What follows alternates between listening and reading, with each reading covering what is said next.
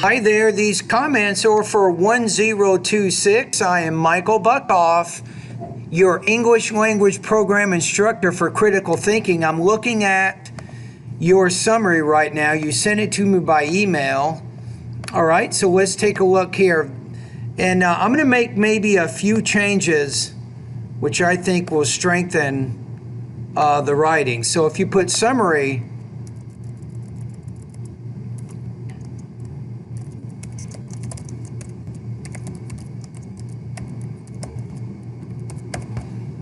I would probably do that. Just state the title of the article. That's what you're summarizing. Okay, men and women are born to have different body structures, minds, even the style of talking you want to put, you have taking.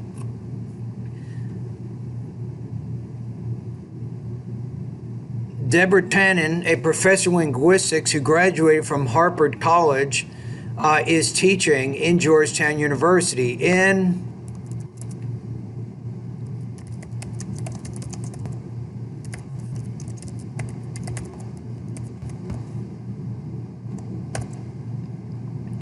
It's typically a good idea to mention the article by name in the summary.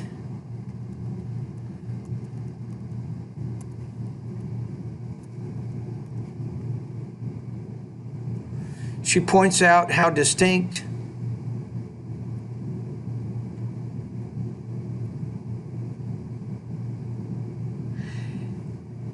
if you say how distinct, you say how distinct both genders are while they talk. You'd have to have a subject and a verb there, or you could say this. She points out the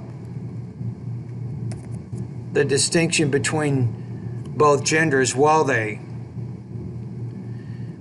talk. If you say are, you're going to have to say are talking, but I think just the simple present works in a lot of cases, especially in this case. But don't forget, if you use the be verb and then you have a base form of the verb, you're going to have to use ing on that. Okay, let's take a look at your next paragraph. Tannen states that men and women have, I'm going to say, grow up in different environments, which affects how they will use talk later on when they are maybe older. Moreover, these genders have different expectations about the role of talk in relationships. In her statement, she argues that men are more independent than women when they start a conversation. For example, men are straight to the point, but women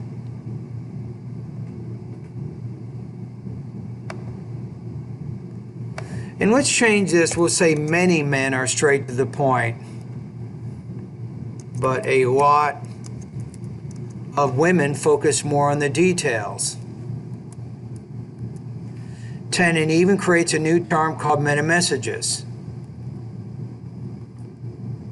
Called meta-message, a form of indirectness which women use more than men during a dialogue. She believes that misunderstandings usually caused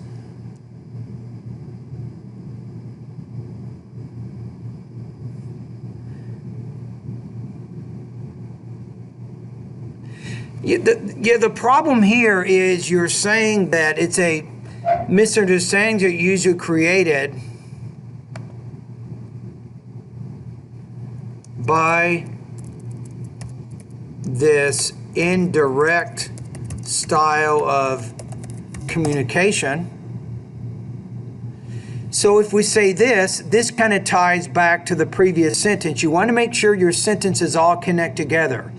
So she believes that misunderstandings are usually caused by this indirect style of communication. In addition,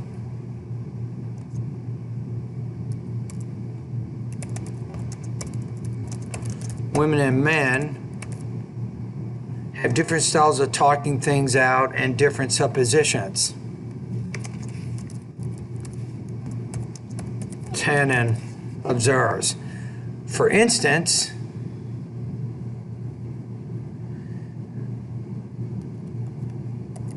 many women feel hurt while their partner uses I instead of we because they prefer to be presented as a couple rather than as individuals.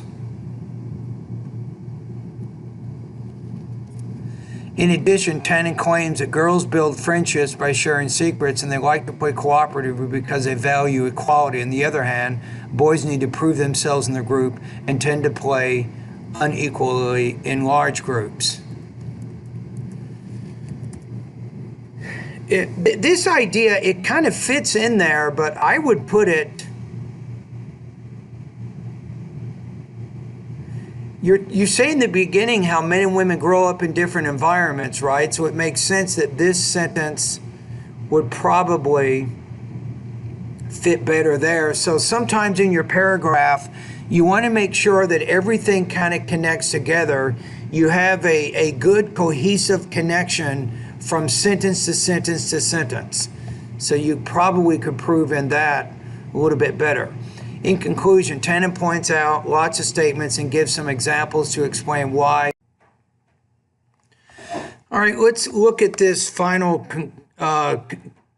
conclusion here. Tannen even offers some solutions to minimize these conflicts which may occur.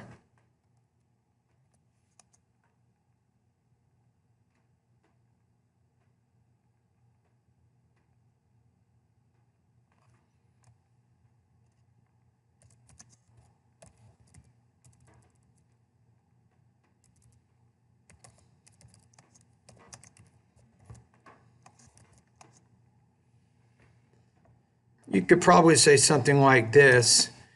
She concludes by saying that it is important to both genders to know that the intention might be a misunderstanding due to a different conversation style. And she also says that it means that you don't have to blame yourself or blame your partner. Some of these conflicts could be happening because of these differences. So it's really nobody's fault. So at least if we know that, we're more likely to work through some of these things. All right, so your score here, I think overall you did a pretty good job on it, right? So I'm going to say 88 out of 100 on this. I'll give you a B. So I think you could, if you want to get an A, you need to have a little bit better kind of connection from the sentences to the other sentences, which means you could probably break up this paragraph into two paragraphs. One paragraph focuses on the different environments that boys and girls have growing up. Just focus only on that. Then maybe the next paragraph talks about what effect having those different environments have on their talk later on. And then you can talk about how men and women are direct or indirect and how they talk things out differently or use different pronouns or focus on different pronouns and all those kinds of things. All right?